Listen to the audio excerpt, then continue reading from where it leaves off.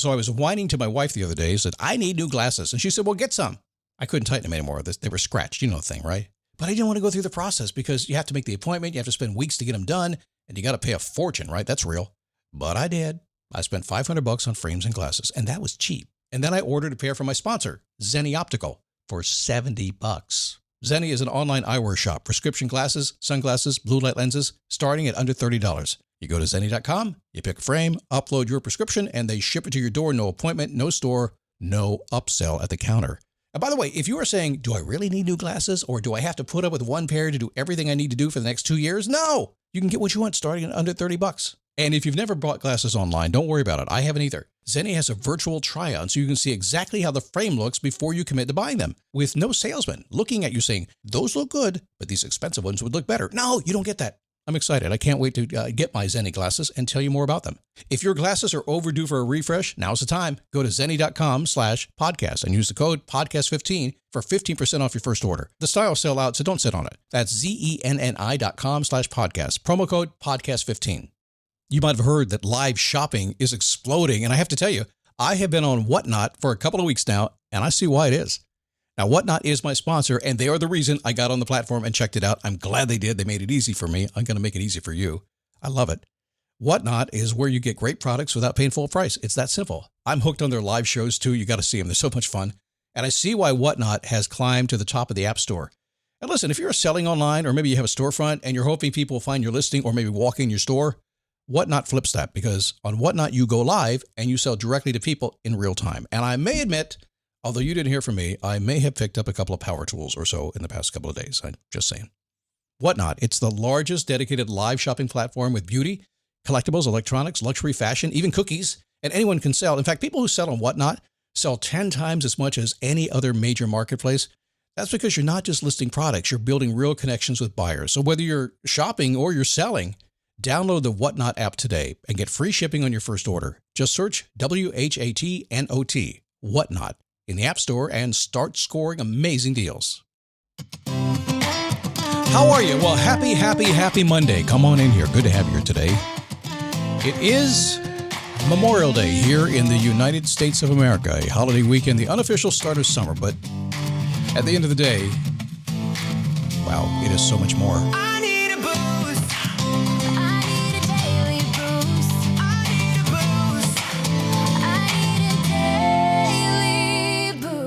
It is the Daily Boost from motivationtomove.com. Memorial Day is often understood as something it's not. It just happens, and that's okay. But the reason we do it is we honor the folks who have served in our military, our armed forces here in the United States of America, and they have died. They didn't retire. They didn't get hurt. They're not on active duty. They died. They paid the ultimate price. That's what today's for. So keep that in mind as you roll through your day today. Put a thought that way. And thank you for the service. So today, a little bit different show as we go into this. Sometimes when I get into summer, I kind of get contemplative. And that's where I am right now. I don't get like, oh, well, let's goof off all summer. I actually kind of get in a more contemplative mode. So today, a very different show. A show that I don't know that I've ever done one in this style before. Although the last 5 shows, I can probably say the same thing about. I'm just kind of doing what I do in coaching, bring it to you on a podcast. Not thinking too much about it. Just these are my thoughts. This is what I learned. This is where I learned it from. This is what will help. And we're doing that. So a lot of times you'll hear me talk about 3 areas that I work on. And you might think it's this big marketing thing. I guess it is. Everything in life is marketing. We got to tell you what we do so you understand the process. But I've done this so long now, tens of thousands of coaching hours. I have simply figured out that there is just a process. And usually it's by throwing away tons of other things. That's kind of it. It gets down to the basics. And the more I got down to it, without even knowing this, the more I realized, well, I'm not the first one to figure this out. It's actually gone on for a very long time. A lot of it is Stoic based. Now, I'm not the most Stoic guy on the planet. I certainly have roots in Stoicism. Stoicism. I'm sorry. I get beat up every time I say that word. So today I want to take you down a road of the 3 areas that I work on all the time: awareness, peaceful base, and goal setting anticipation engine. Those 3 areas are going to tie them together and show you how they work. And you're going to have a very different feel today. Now, the other day I was talking to a client who told me, he said, Scott, why don't you charge more? And I said, because I like you. He said, well, you should charge more. I said, I don't really need to. And the reason is because my method of working with people and what I'll teach you today allows me to have retention. At this point, my longest client is 9 years. I think I average about 6 years for personal clients, which is why I don't have too many openings. And we spend a lot of time in group coaching because That's where I have the openings. That's where I can kind of multiply what I do. But the reason is because what I'm going to teach you today allows me to maintain a level of retention that is amazing. And the reason is because we're always dialed into what's going on. It never gets old. We're always trying to figure it out. There's always something new, and we're always reaching for a balance. So that's why I set this up for you, so you understand where I'm heading here. So let me repeat these three things, and I am going to be working off some notes here because this is way too much for me to get it right and remember it. So I'm going to read some notes and ad-lib in between, and also going to say some Greek words that I can't say very well. And we'll start with prosake, continuous education, watching your own mind. That would be what the Stoics might call awareness. It's the gap between what happens and how you react. That's where you actually live, between what happens and how you react. You've heard that before. Don't respond, react, right? Take a pause, think, whatever. It's a gap you live in. Now, a lot of us talk about that gap. A lot of people talk about the gap in your alignment of how you think and how you live. I'm actually saying between this quick thought and where your action is. It's actually much closer to how you're living every single day. The event, whatever's going on in your world, is neutral. It doesn't matter. The story that you tell yourself, that matters. Or does it? See, most of the wrecks that you think are going to happen in your life, they're just renting suffering on your brain because they aren't even real yet. I actually put a date down on the calendar when I have to worry about something. Have you started doing that yet? I do. Something comes up in my world and it's like, well, going to have to worry about that. I said, why? It's 6 weeks away. You can't do anything for 6 weeks. Well, some people lose sleep for 6 weeks. I don't know. I put it on the calendar. I said, this is the day I start on that. I worry that day. I don't wait. I just take it out of my mind. So Epictetus, disturbed not by things, but by our opinions of them. Marcus said, the discipline of assent. Pause before you sign off on the impression. Seneca said, we suffer more in imagination than in reality. Let's wrap this up, okay? By the way, these are not the exact words. These are not the exact quotes. We don't even know that because it was such a long time ago, but it's pretty close to what we know from the written word, okay? Translation is, awareness isn't the destination. It's what shows you the line. Once you see clearly, you notice what's actually yours and what was never yours. And that line is where peace comes from. So when I teach about awareness, people say, well, what do you mean awareness? I mean freaking minute awareness. Every single thing that's going on and processing that. And when we take that and we move it into a peaceful base, people say to me, well, peaceful base, come on, man. What do you mean peaceful base? I'm going to explain that here in a second and why it's so important, why it's built in to humans. And it, in fact, has been taught for tens of thousands of years and nobody teaches it anymore. It hasn't been called a peaceful base. That's mine. I gave it a name. I guess that's my contribution to mankind, right? I gave it a name. Let's talk about that for a second. Autocracia, freedom from disturbance. And the line under it, as they say, some things are up to us, some aren't. Now, a little sidebar here. If you are a religious person, I'm a Christian. I have my thoughts. I'm not going to go there today. I never go there. But if you are, you'll see there's an undertone here about how you should be thinking and where your power comes from. If you're catching it, you know what I'm talking about. If not, you'll learn. You'll pick it up later. But there is an undertone of what I'm talking about here that plays in every part of life, whether you believe in God or not. Right now, we're talking Stoicism. When you need to build up your team to handle the growing chaos at work, use Indeed Sponsored Jobs. It gives your job post the boost it needs to be seen and helps reach people with the right skills, certifications, and more. Spend less time searching and more time actually interviewing candidates who check all your boxes. Listeners of this show will get a $75 sponsored job credit at Indeed.com/podcast. That's Indeed.com/podcast. Terms and conditions apply. Need a hiring hero? This is a job for Indeed Sponsored Jobs. The freedom from disturbance. Some things are up to us. Some aren't. I would go a step further and say, I don't think anything's up to us. Peace isn't something you generate. It's what's left when you stop fighting for what was never in your hands. Your judgments, your effort, your choice, they're not yours. Outcomes, other people, the past, the weather, it's not yours. The base isn't a place. It's something you carry along the way. So a lot of people get confused when I teach a peaceful base. They say, well, things should be, static peaceful. In other words, I've got it peaceful. It's going to stay that way. It's not. Because if you optimize for something that you want to be doing, but it's not big enough, your capability hasn't been optimized big enough, as we talked about last week. If you don't control the empty space in your life, your peaceful base will get blown up the very minute something else happens. The economy of control, the tranquility of the mind, the inner citadel. You can treat yourself or retreat into yourself at any moment. Nowhere is more peaceful than your own soul. People chasing beach cabins is what they call amateur hour. This is why the base comes in before goals.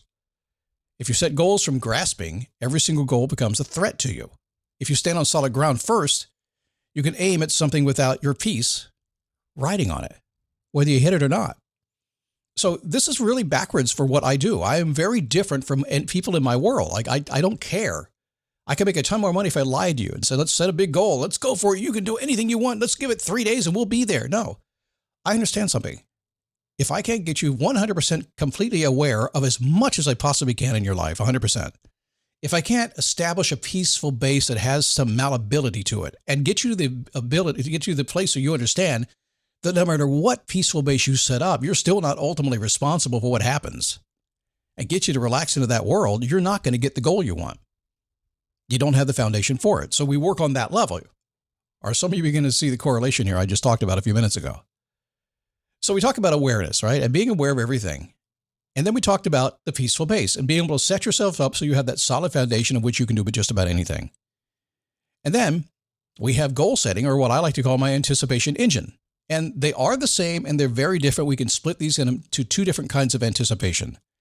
Anticipation is one of those things that is incredibly powerful. If you choose to look at it the negative way, you can anticipate something in a negative way and it literally be a relief when you just get it done.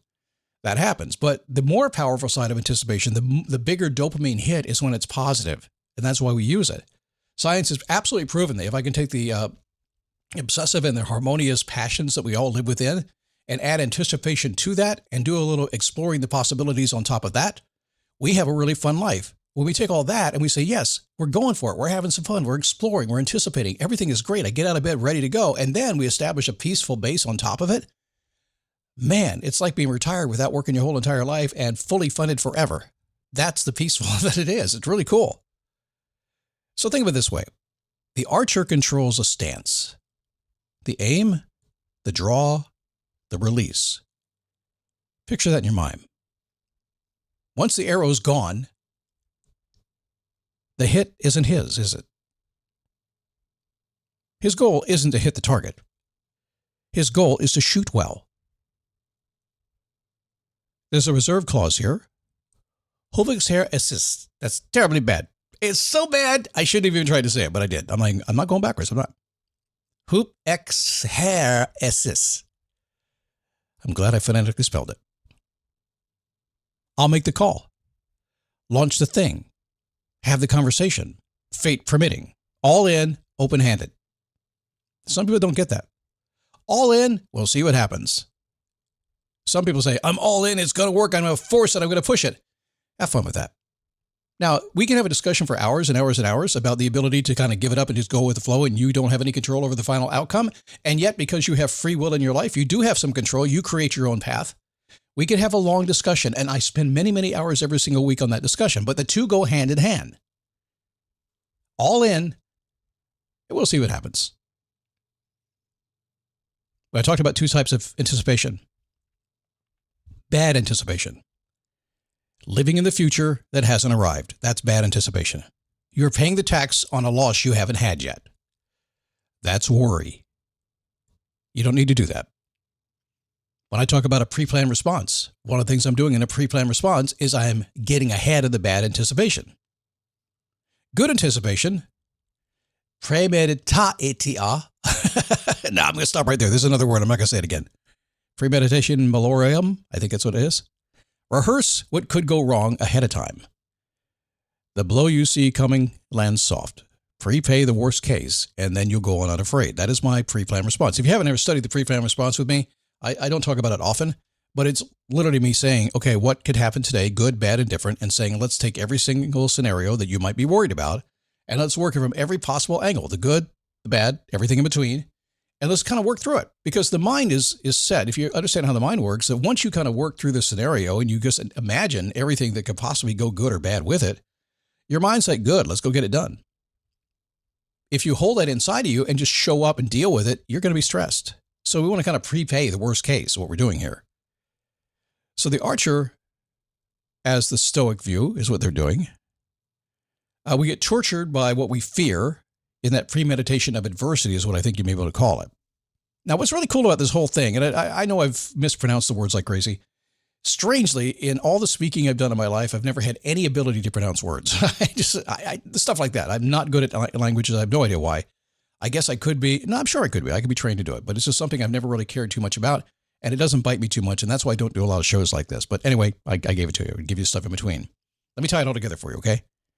So I've said over the years, stand up, take a step, repeat. That's what this is. It's kind of got Roman accents on it, I guess. Awareness gets you oriented. And I will tell you, when I started on awareness about 2.5 years ago, and people sometimes just like, blah, blah, blah, I'm aware enough, Scott. No, you're not. No, you're not. I deal with 30, 40 people a week all the time. And I will tell you, you're not even close to being aware. Most people aren't. But once we get you there, you get addicted to it. So you have your awareness, and then you kind of roll through to your peaceful base, and then you roll through your goal setting. And what's really interesting is when you get goals here, it drops you right back into awareness. And this is why I work with clients and stick with them for years and years and years. I understand something. I understand that if we get that base built and we get these goals set and you go after them based on your awareness at the time, at the very minute you go after a goal, your awareness levels are going to change. And we have to come back around and be aware of what's happening and alter that peaceful base so we can keep working toward that goal and more beyond that. It's a circle, a loop in life that we have to do. And it could happen 20 times a day. It could happen once a year, depending on what you're working on. I have little by little over my time, my career, have just kind of come more and more back to this. It is not sexy. It's not the law of attraction. It's not, just imagine it. It'll show up. It's not unicorn and rainbows. And by the way, what is the manifestation stuff I'm seeing pop up now? Are you guys starting to fall for that again? My feed is filled with all these manifestation people. Dream it and you can have it. Have we not been down that road before? Ah, wait a second. The truth is you can have it if you can dream it. In fact, that's kind of where it all starts. You may be there right now. But you tried everything. You can't get it to work. You just haven't become uberly aware of what's really going on in your life. You don't have a base that will support your dreams. And maybe you haven't dialed in the exact dream in a way that you anticipate the massive success and you're more worried about what's going to happen if you try to do it. We don't want to do that. We want to move away from that toward what you want and then lock it right back into awareness so we can continue to get the result you want. I'll leave it at that today. That's a lot for a holiday, isn't it?